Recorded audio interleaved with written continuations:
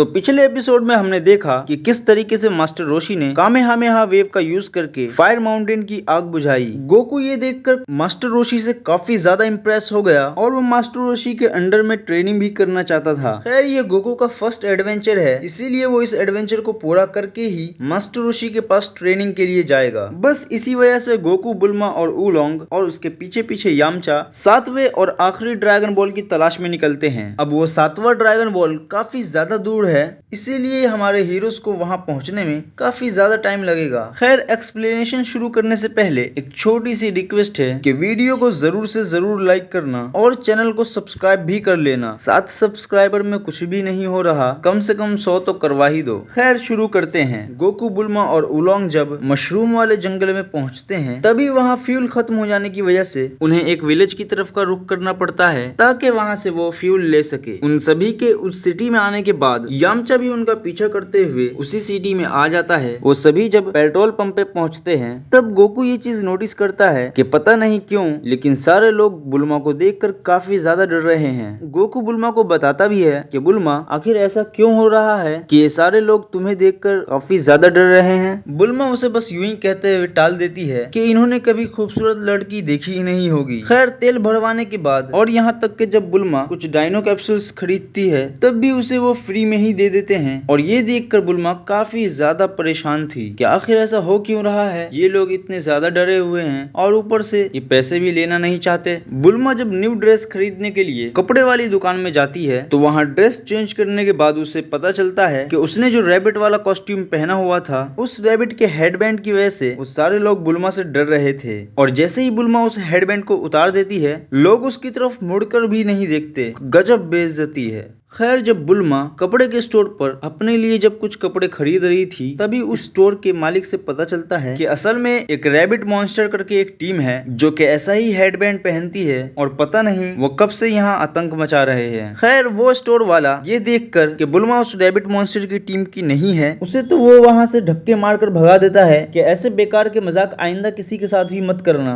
लेकिन बुल्मा के पहुँचते ही रैबिट मॉन्स्टर की टीम के 2 बंदे वहाँ पर आ जाते हैं। हफ्ता वसूली, लोगों को मारना पीटना और लड़कियों को छेड़ना ये सब करना शुरू कर देते हैं। उसमें से एक बंदे की नजर बुल्मा पे पड़ती है और वो अपने दूसरे साथी को भी बुलाता है और बुल्मा के साथ छेड़खानी करना शुरू कर देता है। खैर ये उसकी आज तक की सबसे बड़ी गलती थी कि उन दोनों ने किसी लड़की को छेड़ा और वो भी गोकू के सामने छेड़ा। गोकू अपना सैंडविच खत्म करने के बाद उसमें से एक लंबू को काफी जोर का पंच मारता है और मोटे के पीछे एक्सटेंड पोल रख के उसे एक्सटेंड कर देता है और ये सब देखकर ऊलोंग की काफी ज्यादा फट जाती है। वो वहाँ से 9-2-11 हो जाता है। खैर वो दोनों पिटने के बाद भी बाज नहीं आते और अपने बॉस को बुला लेते हैं। वो अपने बॉस को सारी मुसीबतें बताता है और साथ ही उस जगह का एड्रेस। काफी देर इंतजार करने के बाद यहाँ तक के ऊलोंग की फट के 4 हो गई थी। रैबिट मॉन्स्टर वहाँ पर आता है। गोकू, बुल्मा और ऊलोंग इसे काफी ज्यादा मजाक में ले लेते हैं कि एक रैबिट हमारा क्या ही बिगाड़ लेगा। लेकिन यामचा ने उस रैबिट मॉन्स्टर को कहीं न कहीं तो देखा था, बस उसे याद नहीं आ रहा कि आखिर देखा कहाँ है। रैबिट मॉन्स्टर वहाँ पर आकर बुल्मा से हाथ मिलाने को कहता है। गोकू उससे पूछने लगता है कि क्या तुम हमसे दोस्ती करना चाहते हो। इधर यामचा को काफी ज्यादा जोर लगाने के बाद उसे याद आता है कि ये रैबिट मॉन्स्टर है और इसकी खासियत ये है कि इसे जो भी टच करता है वो गाजर बन जाता है। खैर बुल्मा उस मॉन्स्टर से हाथ तो नहीं मिलाती लेकिन उसके हाथ पर मार देती है। वो रैबिट मॉन्स्टर काफी ज्यादा खुश हो जाता है कि यही तो मैं चाहता था। वो बुल्मा को गाजर में बदल कर गोकू से कहता है कि क्या एक बाइट लेना चाहोगे। वो दोनों उस रैबिट के चेले जो कि गोकू से बहुत ही बुरा पिटे थे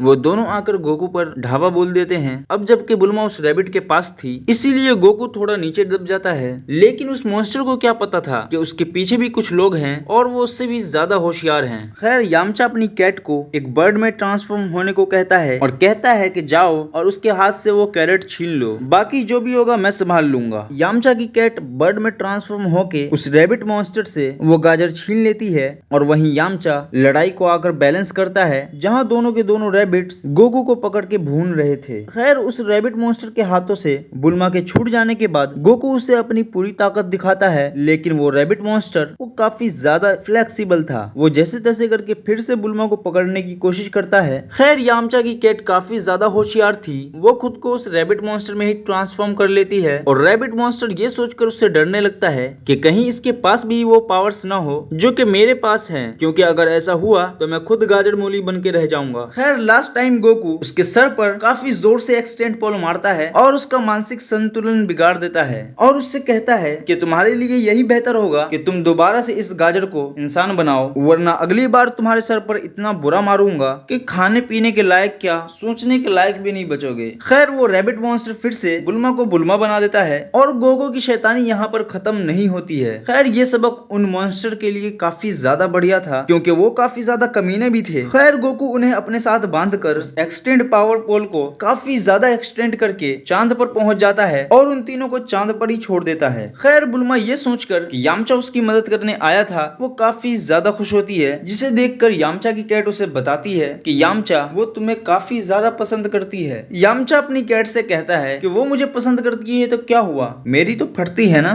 तो रैबिट मॉन्स्टर को ठिकाने लगाने के बाद हमारे हीरोज अभी भी 7वें और आखिरी ड्रैगन बॉल की तलाश में हैं। अगले एपिसोड में हम देखेंगे कि हमारे हीरोज ने जितने भी ड्रैगन बॉल अभी तक हासिल किए हैं वो सब का सब चोरी हो जाने वाला है और ये देखना भी काफी ज्यादा इंटरेस्टिंग होगा कि आखिर हमारे हीरोज वो सारे ड्रैगन बॉल्स वापस कैसे लेते हैं और सभी ड्रैगन बॉल्स का यूज करके आखिर विश कब मांगी जाएगी। तो आगे देखने के लिए वीडियो को लाइक तो जरूर करें, साथ ही चैनल को सब्सक्राइब भी कर लें। अभी तो सिर्फ 7 ही सब्सक्राइबर हैं, इसे 100 तो करवा ही दो यार। आगे अभी और भी इंटरेस्टिंग वीडियोस आने वाली है तो सब्सक्राइब करके बेल आइकन भी ऑल पर सेट कर लेना और फिर मिलेंगे, दुआओं में याद रखना।